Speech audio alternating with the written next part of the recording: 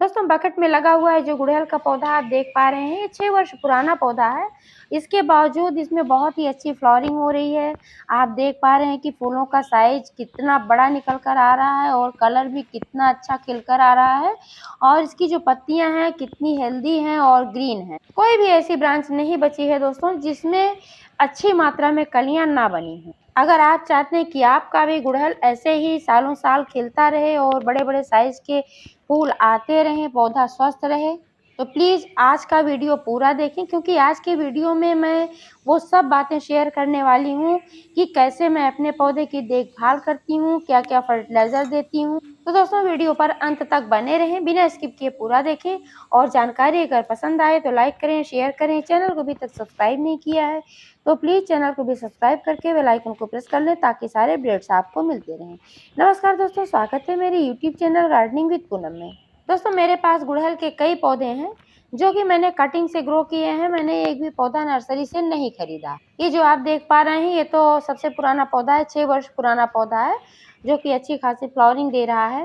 इसके अलावा और भी मैंने कई पौधे लगा करके रखे हुए हैं कटिंग से जो कि न्यू हैं और इसमें भी कलियां बनना स्टार्ट हो गई। आप यहाँ देख पा रहे हैं जो ये चाइनीज रोजा हिबिस्कस है और इसमें भी अच्छी मात्रा में कलियां बनना स्टार्ट हो गई। मैंने जमीन में भी 2-3 पौधे लगा कर रखे हैं जिसमें से एक पुराना पौधा है, इसमें फ्लावरिंग हो रही है और अभी जो मैंने नए पौधे लगाए हैं अभी इसमें फ्लावरिंग नहीं स्टार्ट हुई है। ये बकेट में लगा हुआ पौधा है, इसकी मैंने हार्ड प्रूनिंग कर दी थी और इसमें फिर से नई ग्रोथ बहुत सारी आई हुई है। अब इसमें भी फिर से कलियां बनेगी। जब मैंने इसकी हार्ड प्रूनिंग की थी तो इसके पहले इसमें बहुत ही अच्छी फ्लावरिंग हो रही थी। अगर आप पुराने व्यूअर्स हैं तो आपने देखा भी होगा। कई दोस्तों के सवाल आते हैं कि उन्होंने अपने गुड़हल का पौधा काफ़ी दिनों से लगा करके रखा हुआ है लेकिन इसके बावजूद इसमें कलियां नहीं बन पा रही हैं, पत्तियां पीली पड़ रही हैं या फिर सिर्फ 1-2 फूल खिल रहे हैं। तो इसके पीछे कई कारण होते हैं।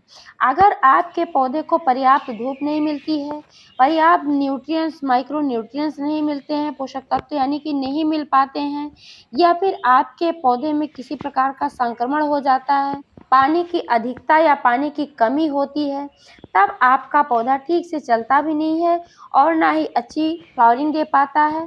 पत्तियां भी पीली पड़ती हैं, कलियां भी झड़ती हैं। तो दोस्तों इसलिए अगर आपको अपने गुड़हल के पौधे को स्वस्थ रखना है और ज़्यादा फ्लावरिंग लेनी है तो कम से कम 5 से 6 घंटे की धूप वाली जगह पर रखें, तभी ठीक से प्रकाश संश्लेषण हो पाएगा और आपका पौधा ठीक से चल पाएगा, हरा भरा रहेगा। दूसरी जो इम्पोर्टेंट बात है दोस्तों, तो अभी गर्मी का सीजन आ गया है।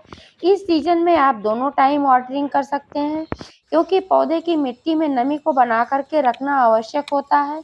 जल भराव से बचे, मिट्टी को दलदली ना करें। जब भी आप अपना पौधा लगाएं तो ऐसी पॉटिंग मिक्स का इस्तेमाल करें जो कि भुरभुरी हो और जल निकासी वाली हो। इसके लिए 50% गार्डन सॉइल, 20% मोटी वाली रेत और 30% गोबर की सड़ी हुई खाद या वर्मी कंपोस्ट या कंपोस्ट खाद मिला सकते हैं। आप इसमें कोकोपीट भी मिला सकते हैं।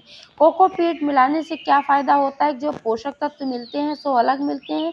मिट्टी में पानी धारण करने की क्षमता आ जाती है, इससे मिट्टी जल्दी जल्दी ड्राई नहीं होती। मिट्टी में जब नमी होती है तो हमारा पौधा ठीक से चलता है, तब ना तो पत्तियां पीली पड़ती हैं और ना ही कलियां झड़ती हैं। जो है मेरा पौधा इतना बढ़िया चल रहा है, इसमें इतनी ढेर सारी शाखाएं हैं, इतनी ढेर सारी कलियां बन रही हैं दोस्तों।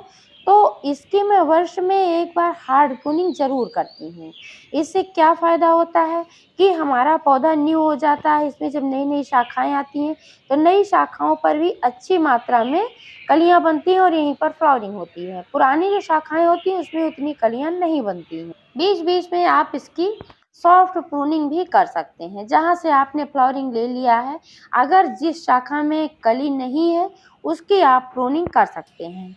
लेकिन मेरे जो पौधे में तो बहुत सारी कलियां हर जगह बनी हुई है, इसलिए मैं सॉफ्ट प्रूनिंग अभी नहीं करती हूँ क्योंकि जब मैं प्रूनिंग कर दूंगी तो साथ में कलियां भी निकल जाएंगी जो कि बहुत ही अच्छी मात्रा में बनी हुई है। गुड़हल के पौधे पर अक्सर कीटों का भी अटैक होता है, इससे भी आपका पौधा खराब होता है। सबसे ज़्यादा अटैक जो होता है इसमें माइट्स हैं और मिलीबग्स हैं। पौधों को कीटों से बचाने के लिए आप समय समय पर लगभग महीने में एक बार नीम ऑयल का छिड़काव कर सकते हैं। नीम की पत्तियों से बना हुआ कीटनाशक इस्तेमाल कर सकते हैं। जब पौधे में कीड़े लग जाते हैं तब अगर आप ट्रीटमेंट करते हैं तो आसानी से नहीं जाते हैं कीड़े और ज़्यादा समय लगता है पूरी तरीके से साफ होने में। अगर आप पहले से ट्रीटमेंट करते रहेंगे, इस पर छिड़काव वगैरह करते रहेंगे, कभी साबुन के घोल का भी इस्तेमाल कर सकते हैं, मैं करती रहती हूँ अक्सर, उससे भी कीड़े वगैरह नहीं लगते हैं, लगे भी होते हैं तो चले जाते हैं। और आप बेकिंग सोडा, वॉशिंग पाउडर का इस्तेमाल कर सकते हैं, बहुत ही कारगर होता है कीड़ों को भगाने के लिए। मिट्टी का जो पीएच है इसको बैलेंस रखने के लिए आप समय-समय पर इसमें नींबू का भी फर्टिलाइज़र इस्तेमाल कर सकते हैं। नींबू का फर्टिलाइज़र यानी कि नींबू के छिलकों को इसमें दबा सकते हैं या फिर नींबू के छिलकों को पानी में भिगोकर उसका जो रस होता है, जो पानी जो होता है, उसको आप जड़ों में डाल सकते हैं। इससे मिट्टी एसिडिक बनी रहती है और जो है पौधा पूरा स्वस्थ होता है, इसमें पोषक तत्व भी होते हैं, पौधा अच्छी खासी फ्लावरिंग देता है। महीने में 1 बार गोबर की खाद आप अवश्य डालें, इससे पौधा पूर्ण स्वस्थ होता है।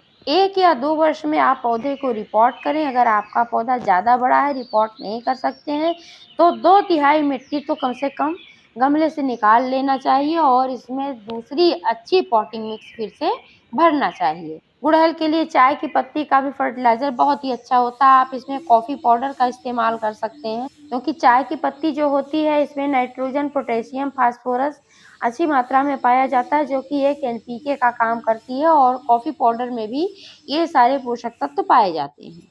लेकिन मात्रा का ख़्याल रखना बहुत ही ज़रूरी होता है, बहुत अधिक मात्रा में इस्तेमाल नहीं करना है।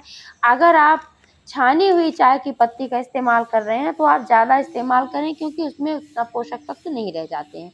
लेकिन अगर आप फ्रेश चाय पत्ती का इस्तेमाल कर रहे हैं, तो एक पौधे के लिए जितना बड़ा मेरा पौधा है 20 लीटर की बकेट में लगा हुआ है, आधा चम्मच चाय पत्ती से ज़्यादा इस्तेमाल ना करें, क्योंकि ज़्यादा इस्तेमाल करने से भी पौधा खराब हो जाता है। आज दोस्तों इसमें मैं चाय पत्ती का ही इस्तेमाल करने वाली हूँ, जो कि छानी हुई चाय की पत्ती है, इसलिए इसमें मैं कुछ ज़्यादा मात्रा में इस तरह से इस्तेमाल करूँगी।